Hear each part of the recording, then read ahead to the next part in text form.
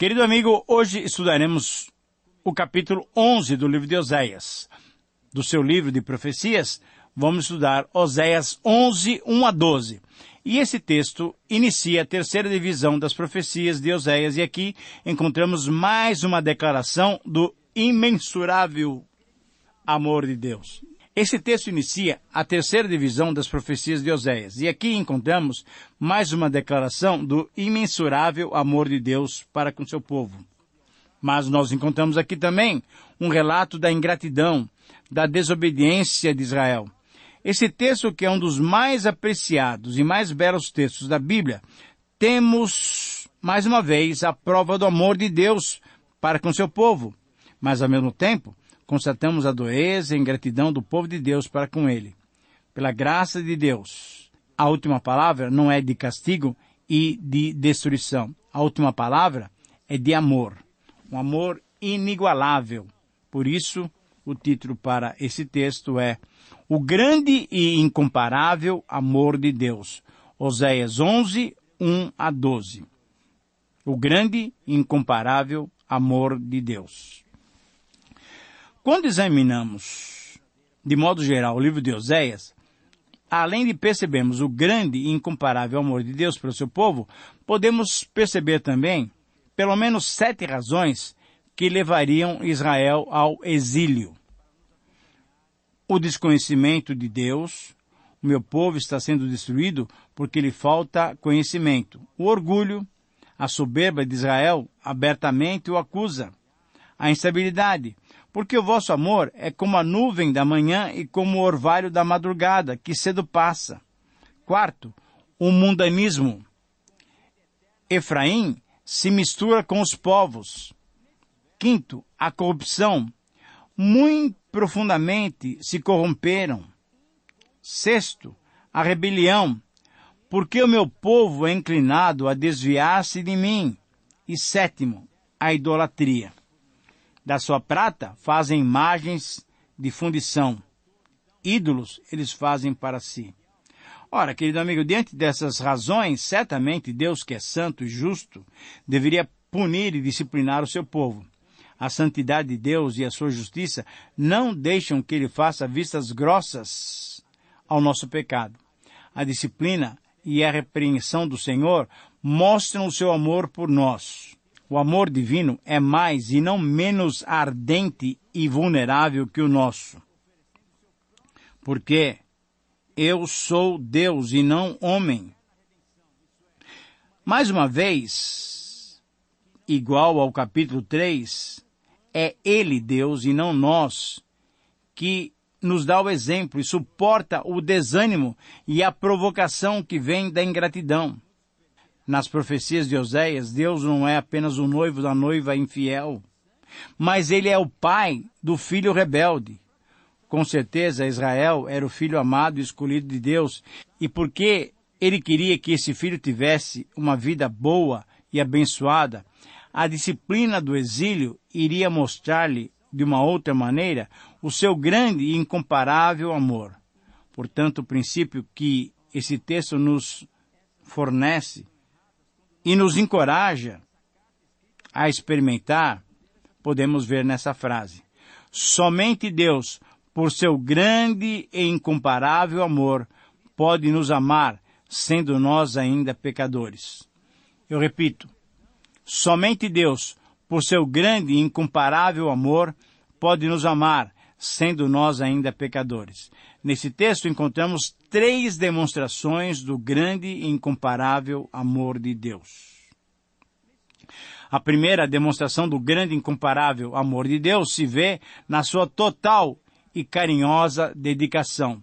Versículos 1 a 4. Eu leio para você. Quando Israel era menino, eu o amei, e do Egito chamei o meu filho. Quanto mais eu os chamava, tanto mais se iam da minha presença. Sacrificavam a Baalins e queimavam incenso às imagens de escultura.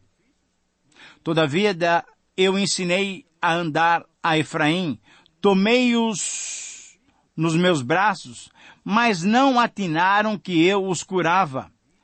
Atraí-os com cordas humanas, com laços de amor, Fui para eles como quem alivia o jugo de sobre as suas queixadas e me inclinei para dar-lhes de comer.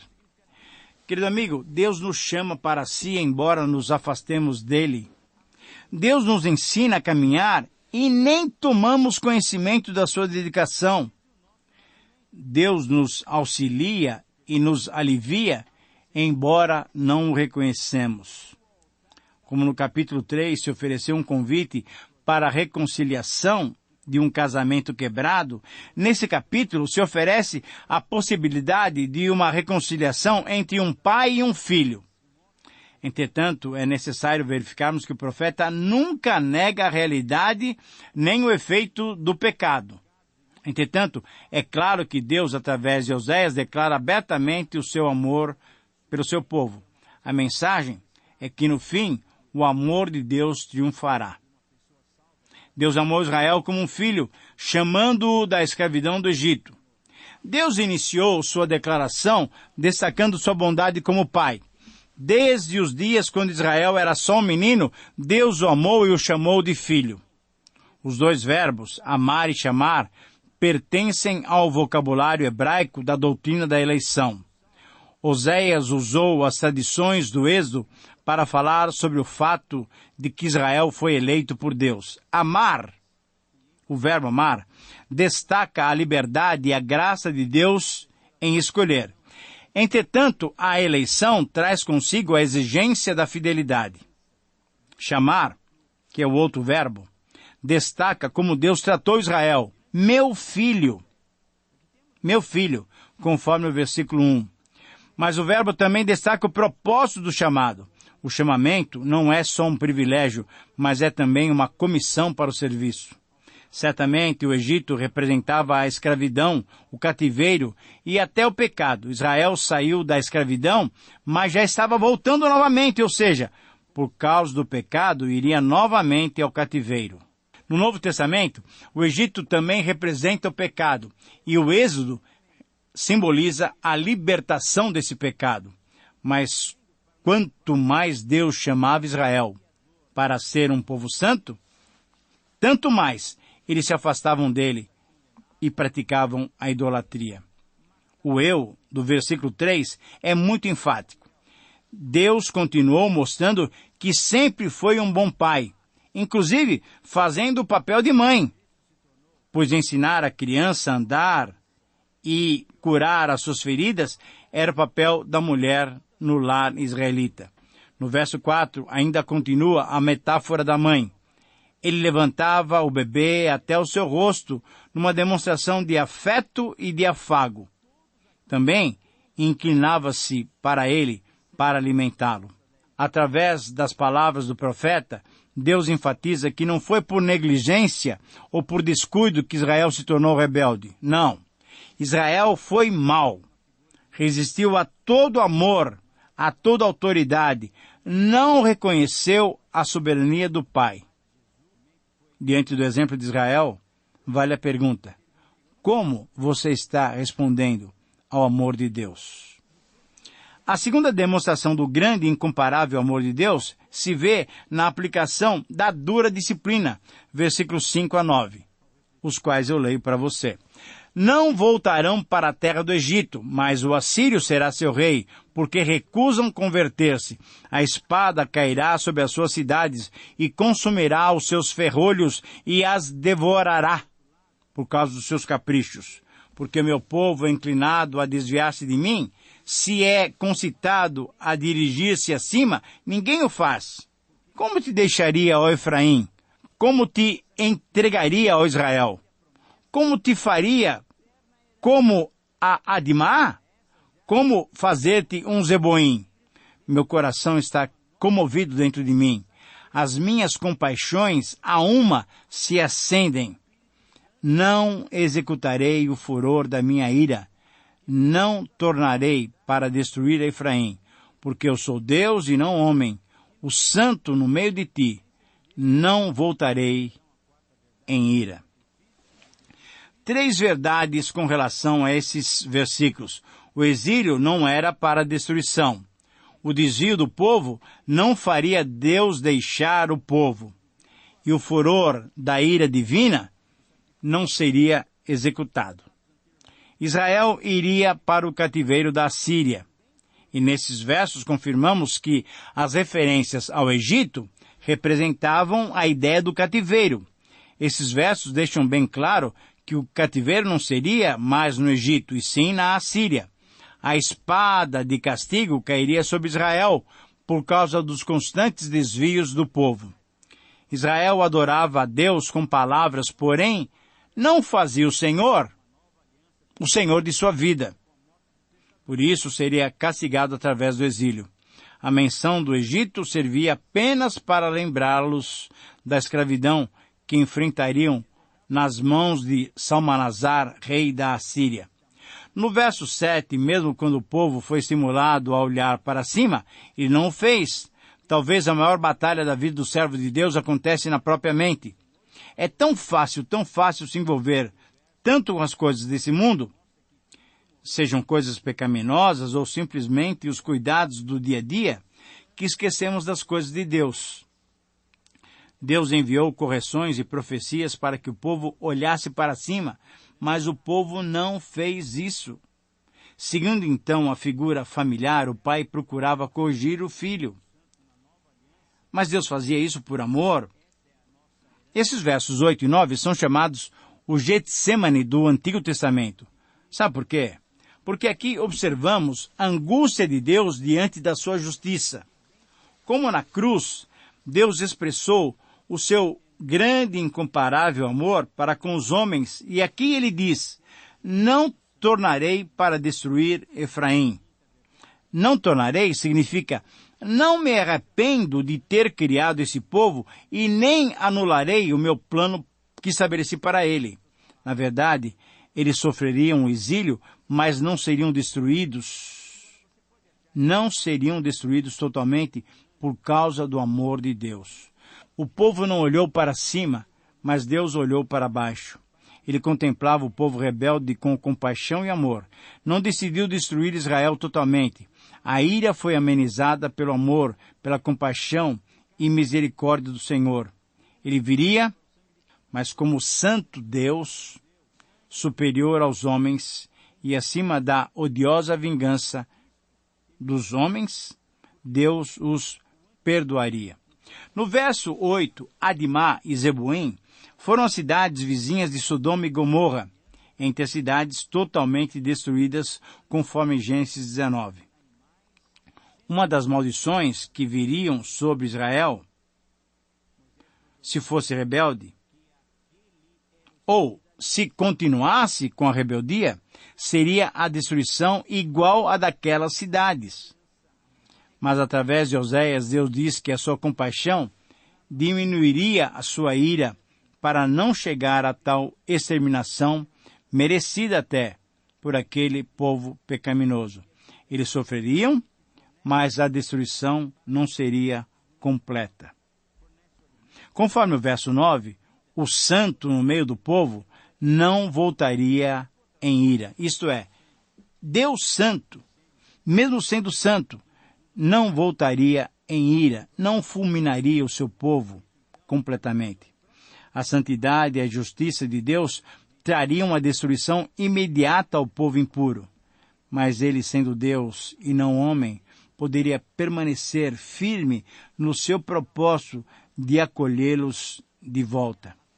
No Salmo 130, versículo 4, nós lemos: contigo está o perdão, para que te temam. Querido amigo, esse é o nosso Deus. O nosso Deus é um Deus de justiça, de amor e de misericórdia. Mas também é verdade que ele só entraria no meio do povo somente em duas circunstâncias. Primeiro, o povo teria que ser purificado dos seus pecados, conforme Isaías, capítulo 6, versículos 5 a 7. Ou então ele teria que conter a sua ira e vir em compaixão e graça para salvar. E sabe o que aconteceu? Foi exatamente isso que aconteceu quando Jesus habitou entre nós, entre os seres humanos. Jesus veio buscar e salvar o que se havia perdido. Jesus veio tabernacular conosco, conforme João 1,14. E a pergunta que eu faço para você é se você já recebeu o amor de Deus através de Jesus Cristo. A terceira demonstração do grande e incomparável amor de Deus se vê na direção e na proteção disponibilizados. Versículos 10, 11 e 12. Eu leio esses versos para você. Andarão após o Senhor, este bramará como leão, e bramando, os filhos tremendo virão do ocidente, tremendo virão como passarinhos os do Egito, e como pombas os da terra da Assíria, e os farei habitar em suas próprias casas, diz o Senhor. Efraim me cercou por meio de mentiras, e a casa de Israel com engano. Mas Judá ainda domina com Deus e é fiel com o Santo. 3 outras verdades com relação a esses versos. Deus nos será guia, Deus nos aceita de onde estivermos e Deus nos fará habitar em segurança. Nesses versos se descreve a realização do propósito de Deus. Podemos dizer que descrevem o futuro escatológico. Agora, a escatologia do livro de Oséias é uma escatologia profética e não apocalíptica. Ao invés de focar num tempo em que a história humana terminará, Oséias contempla uma nova época quando Deus virá e cumprirá perfeitamente a sua vontade. Isso já acontece a partir da vinda de Jesus na vida daqueles que o aceitam como Senhor. Mas certamente no futuro, o povo de Deus lhe será fiel e o seguirá. Pode ser que hoje alguns não escutem a voz doce do Pai amoroso, mas um dia Deus rugirá como leão para trazê-los de volta. Eles, o remanescente arrependido, virão para o Senhor. Ele bramaria como leão para chamar os seus do cativeiro. Eles viriam tremendo, não na arrogante teimosia de antes, mas com humildade que agrada o Senhor. Deus faria e Deus fará o povo habitar em suas próprias casas, abençoando-os, protegendo-os e livrando-os do perigo como antes. Então, querido amigo, quando olhamos para esse texto, podemos concluí-lo pensando o seguinte: mesmo que os pais atualmente não tenham muita fama de serem amorosos com seus filhos, Deus, o nosso Pai Celeste, nos mostra e dá exemplo do seu grande amor.